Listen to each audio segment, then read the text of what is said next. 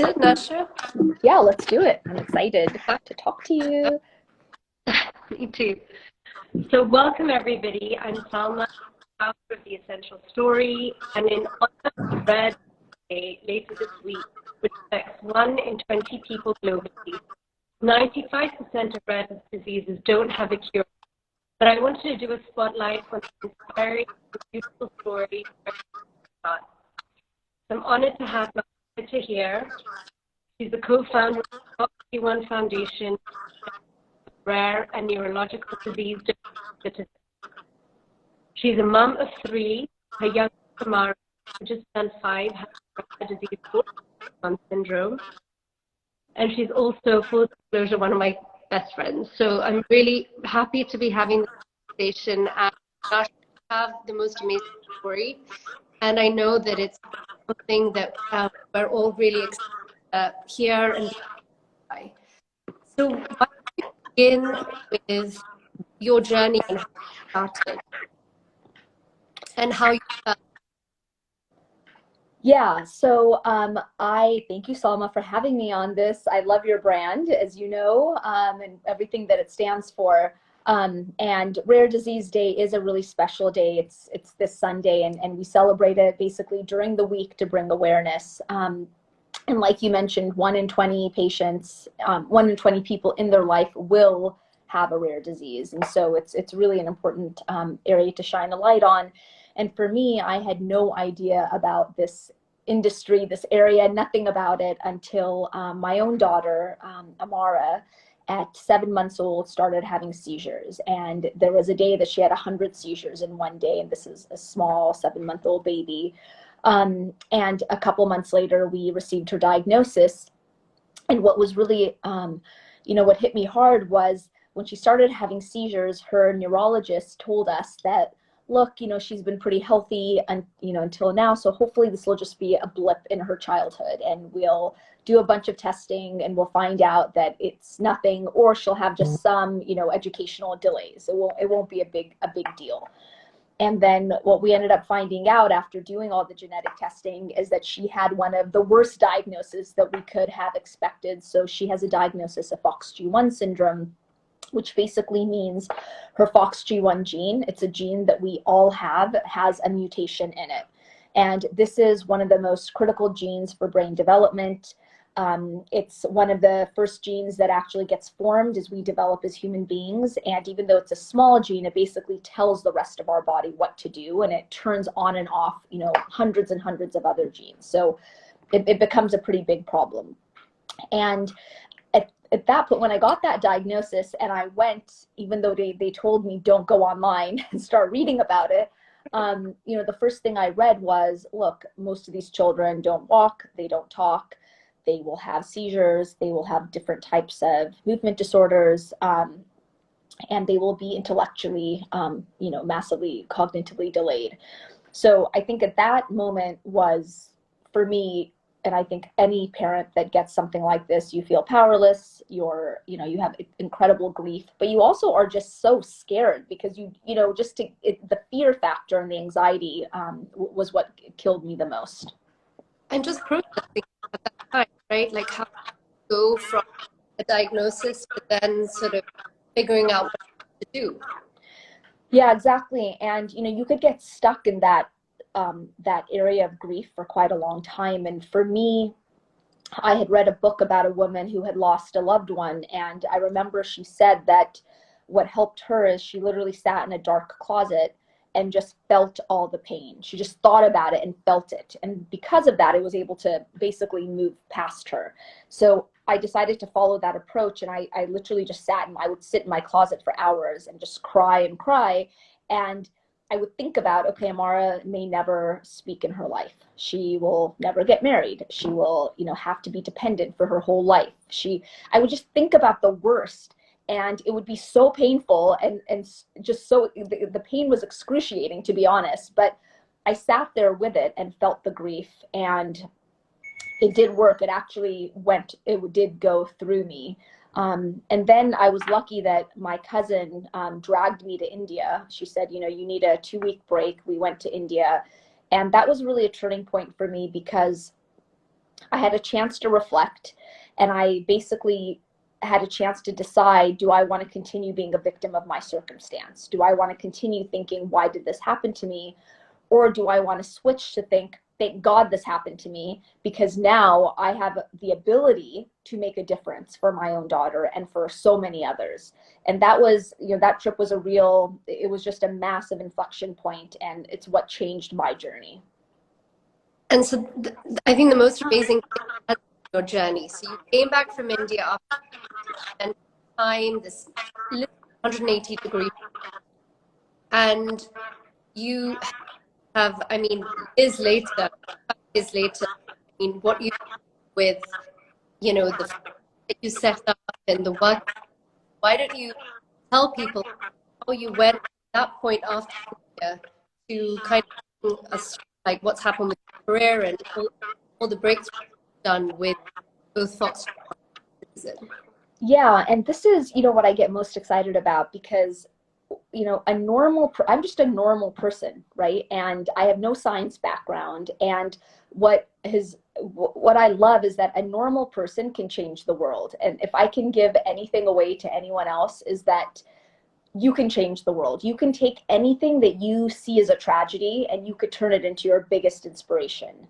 And that purpose is so pure in your life. So my purpose of helping these children is so pure that it drives me and it fulfills me and it gives me so much joy.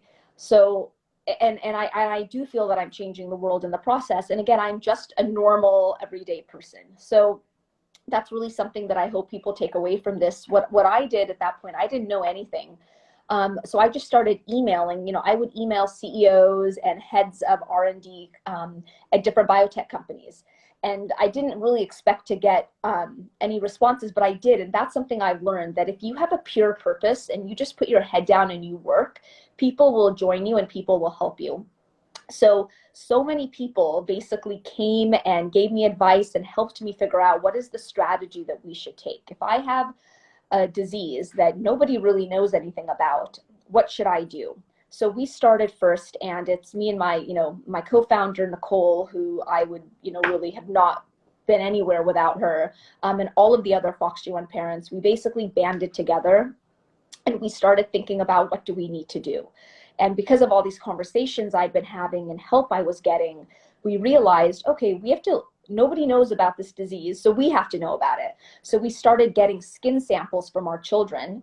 And it's pretty exciting. We actually turn them into stem cells, which is like a craze right now. But basically all it means is you go to the stem of your cell, which then you can create any cell you want. You could create a kidney cell, a lung cell. So we created brain cells, and we also created these 3D miniature brains. So for many of our children, we have these little 3D brains in UCSD with a scientist who's now studying them to understand the disease better and what happens in the brain. We have mouse models we've created. We have all these things that we've created. And again, we're just normal people, but with everyone's help, we've been able to do this and learn about our disease. And now we're testing drugs on our disease, on all these models. So it's not impossible. Like, we are actually really hopeful that we're going to find a number of different medications that help our children and reach to a cure. But this only happened because really it's just being an entrepreneur. And I think it's that mindset of like, hey, this is just a problem.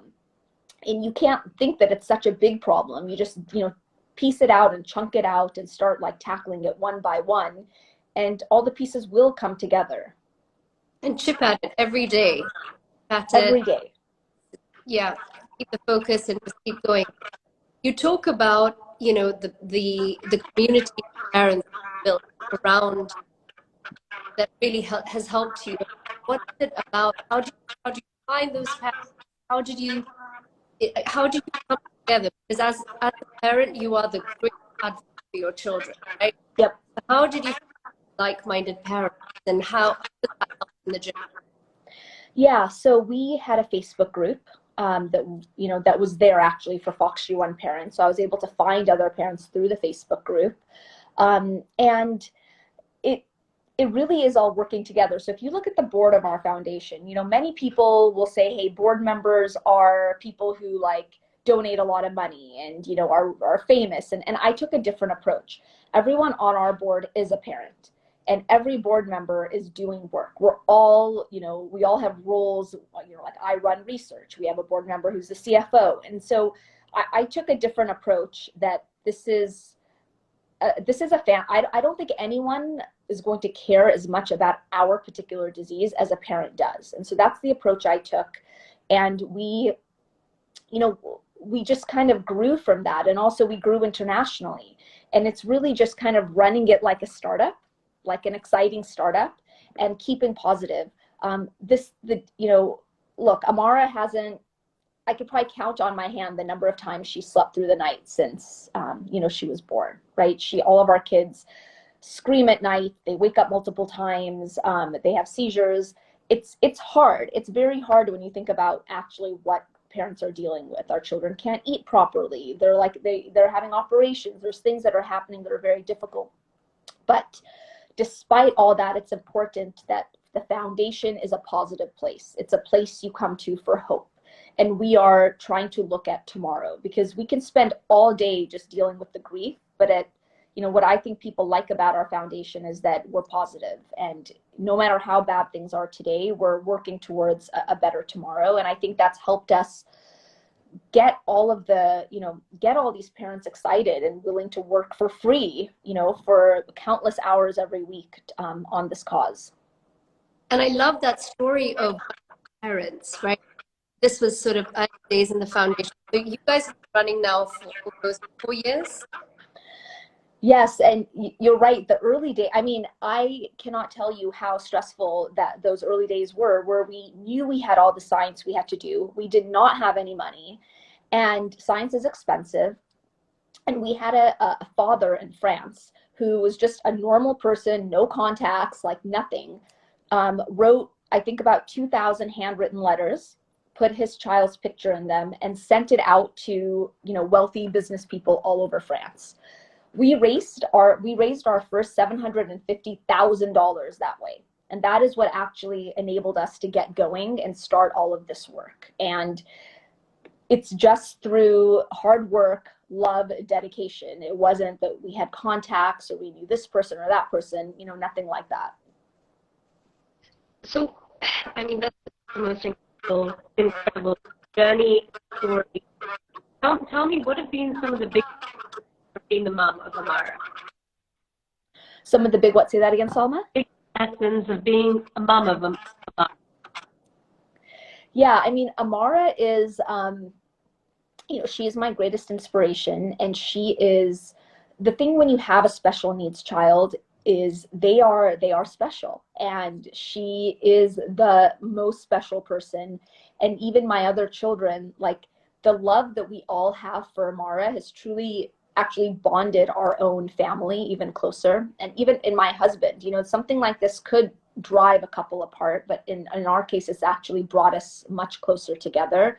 And we feel that, look, Amara is a gift from God, and we get to see slow development. So for example, it took Amara like a year and a half to go from laying down to sitting up, right?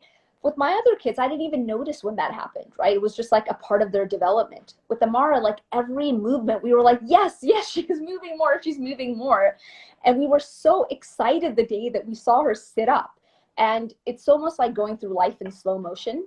So she's on a different trajectory. And sometimes, she's 5. And when I have a friend, friends will come over, and if they have a child that's 5, it'll hit me like, oh my God, she's so delayed. Otherwise, I don't even realize it. Like, she's just on her own journey, and she's so innocent. She's so honest. Like just discovering the world, she just gets so delighted by things in a way that, the rest of us kind of get jaded going through life. So she is a gift for my family, definitely, on the beauty of life. And she has really showed us what the beauty of life is.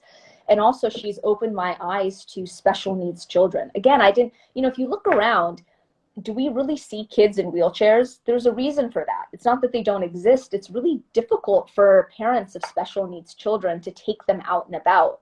First of all, you get stared at wherever you go. Even when I take Amara out, when the days that we could go out pre-COVID, we'd go to Starbucks and she'd start like yelling, I remember when she went up to someone's table and like took their food. You know, like there's things like that. We were on vacation once and we were having breakfast and she was like, you know, making a bunch of noise. And this young couple was like rolling their eyes at her. And, you know, so in many cases, parents just feel like it's easier not to go anywhere. It's just easier. You don't want people staring at you and your children all the time. So that it's really opened my eyes and taught me that we have to be a more inclusive society. When we see a parent struggling with a child, giving them a dirty look is not, that's actually, it doesn't help, right? Like giving them love, helping out, like this is what our society, I think, needs to move much further towards. And special needs children are just, they're like a lost group right now. We need to include them much more in our communities.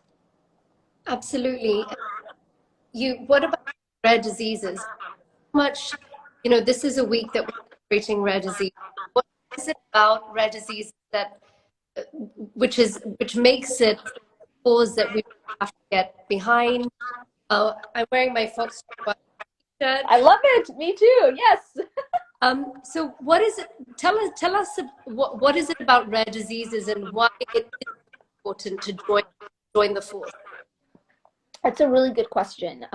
So, you know, rare diseases are by their definition rare. There's going to be a small group of people. FOXG1, there's only about 1,000 children globally that have this condition. So who's really going to care, right? What biopharma company is going to say, I'm going to invest in that? You know, even when people donate, you tend to donate to cancer and to broad causes where there's a lot of people affected.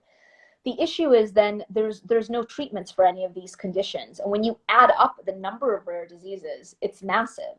So the reason Awareness Week is so important is that we hope that everyone will find a rare disease that they can get passionate about. And as you think about your philanthropy, you know, take a bit of that philanthropy for a rare disease. And I think if everyone did that, we would see much more funding. It's really difficult to get government funding for rare diseases. And again, philanthropy is very difficult because, again, most people want to give to more mainstream causes. But this, when you add it up, is a mainstream cause. So I would, you know, I would really encourage everyone to learn about rare diseases, find one that like really gets to your heart. And just, even if it's a small amount every year that you're saying, I'll donate this amount, do that, right? Help this cause, because you have a 1 in 20 chance that that's going to happen to you or someone you love one day. Absolutely. And I mean, I think there are so many amazing initiatives. And why don't we spend a little bit of time, like, you know, if people want to learn out there about rare disease, where would you suggest that they? So there's some great places. Number one is Global Genes. Global Genes is an organization that really brings rare disease groups together. I went to their conference in California right very early on when I started the foundation, and it truly saved me. I met all of these other rare disease group leaders. I learned different things I could do. I actually met someone who's a very senior member of Regeneron, a biotech company who's now on our SAB. I mean, there's so many things that happened to me at that meeting. So I love Global Genes. They talk about stories. It's a beautiful organization. They have an Instagram site, so you can just follow them and see their stories. So that's one that I really recommend. Another is my friend Effie Parks, who I love, and she has a podcast called Once Upon a Gene. And it is, I mean, she has just the most amazing personality, and it's a great podcast. She brings people on. It's different types of stories, and I find it very engaging. So that's another one of my favorites. Third is there's another foundation. You know, I've gotten close to many other rare disease leaders and foundations. SINGAP Research Fund, they're actually holding a movie, so really quick, like short movie, you know, 15 minutes or so on Friday. There's a trailer that we can post. And this is a beautiful story of a 64-year-old woman who just got diagnosed. So that's the amazing thing is, you know, now we have genetic testing. And she just had COVID as well. Yes. So she survived COVID and just got diagnosed with her. Yes. Yes. it is a crazy story. And you think about all these old people that have, like, you know, people just say, oh, they're mentally behind, maybe they have cerebral palsy, they've never gotten tested. So this lady got tested and finds out she has this disorder, and it is just a beautiful story about her.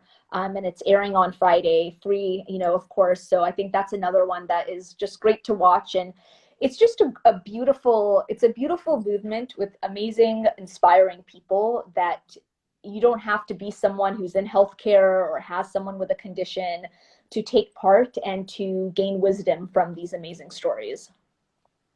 Absolutely. And G1, what do you want to tell everybody about FOXG1 and what you're doing at the moment, you're excited about?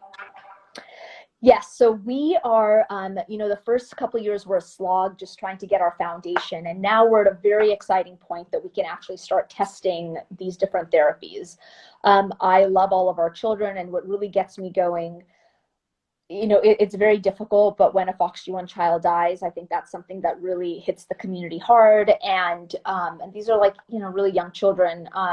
And it always makes me feel like we're not working fast enough.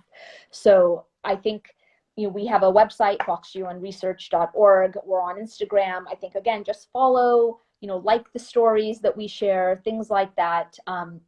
If you want to, if you're using smile.amazon and you can just include us, you're not even having to do anything. Amazon will donate money to our foundation every time you buy something. So there's, like, really small things you can do.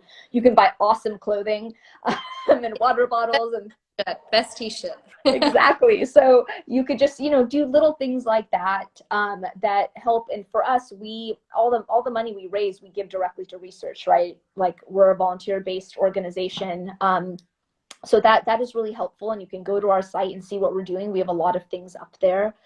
And I think this is just such an exciting year for us to see all of our hard work finally come to fruition, and us be able to actually test therapies and hopefully find something that we can give to our children very soon. And what about, Nasha, we talk about the FOXG1 with your work and just how that particular combination, how did that happen, and how is that going to change the future for rare disease? Yeah, I mean, this is like the craziest thing, right? So my whole background was actually in education before this, education technology. I had no interest in healthcare. I didn't even understand what a gene was. I got a C in biology in high school. I mean, like, there's nothing about this industry that was compelling to me. And after this happened to Amara, I just felt like I can't work in any other industry. So luckily, my friend was the COO of a company called Citizen, and he decided to take a chance on me and hire me. And I started part-time, and I was really interested in Citizen because it's a data platform that's patient-focused and patient-mediated. And as I have found in my own experience, you have to own your own data. You have to own your own medical records. Even when my father just got diagnosed with tongue cancer, just getting his own medical records so I could get a second opinion was like a Herculean task. So Citizen, first and foremost, helps patients get their own medical records, all of their images, and puts it on a platform that you own, and you could share it with whoever you want. And then Citizens invested in a machine learning technology that actually goes through these, like, deep medical records and pulls out all of the important elements to build these, what we call, rich natural history studies. So, like, what is, you know, to understand a disease. So for FOXG1, it's a very, you know, it was very compelling. It's exactly what we needed. And so after I joined the company, I then just harassed the CEO to let us go into neurology. It was really an oncology-based platform. And so we are in neurology now, and then going into more indications. But it's just another, you know, now my whole life is these diseases and healthcare. And I feel so grateful because it has so much meaning. And so it's not only my foundation, but it's also now my career with Citizen, and really combining the both and being able to use my skill set to really help. I mean, I think that's what it comes down to. It's I've shifted my own focus to what can I do now to help? How can I, you know, it's not even I'm here speaking to you, but it's not about me at all. It's about all of us in the rare disease world who are pushing these diseases forward. And how can I be a part of that? How can I help my child, other children, this industry in general. So it's honestly been a blessing for me. Nasha, there are so many amazing takeaways, and we're going to put it all out there so that people can actually look at this later on and the amazing resources out. But if you were to think about almost like a handbook for people setting up a foundation, what would you say are the main things you need to look at? Yeah, and actually when, hopefully if we find a cure, I want to write a handbook, because there's so many things I could have done faster had I known about them, etc. I think number one is you have to organize a group. And that is key, to get that initial group. And that group can change and grow, but you want to get that initial team together. You want to sign up for your 501c3. And then you want to think like an entrepreneur. You want to think lean. You want to think like a problem solver. You want to contact as many people, talk to as many human beings as humanly possible. And also, don't be afraid of something that is really difficult. So genetics, very difficult, very complicated. But, Amara's genetic counselor, who really was started the foundation with us, I mean, she would spend hours with me just explaining and re-explaining things to me. And then I'd go online and look at it. And today I do feel like I understand it at a pretty deep level, but it's just because I wasn't scared of it, right? And I just went and said, I'm going to learn it. And, honestly, you can learn anything. And most things are more complicated sounding than they really are. And it's the terminologies that make it scary for the layman. But you can break it down. And we try to do that. We just started an inside research series where me and a couple other people from the foundation are taking complicated topics or buzzwords and like just breaking it down. But it's possible. So I think, that's really the next step, is just learn everything as deeply as you can, and don't be afraid. And then set a strategy. This is where I do see people failing. You have to know how you're going to get to the end goal and set really clear ways to do that so you can execute. And then you have to have operational excellence with execution. You just absolutely have to. You have to do things at the highest level. You can't say this is a foundation. I don't need to do it at the same level as I would my career. No, everything has to be done at a level of excellence, and focus and dedication. And then, you will succeed. You absolutely will.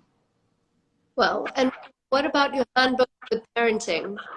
Like, what would you say a main thing for anybody listening that they can say, wow, that's really good advice?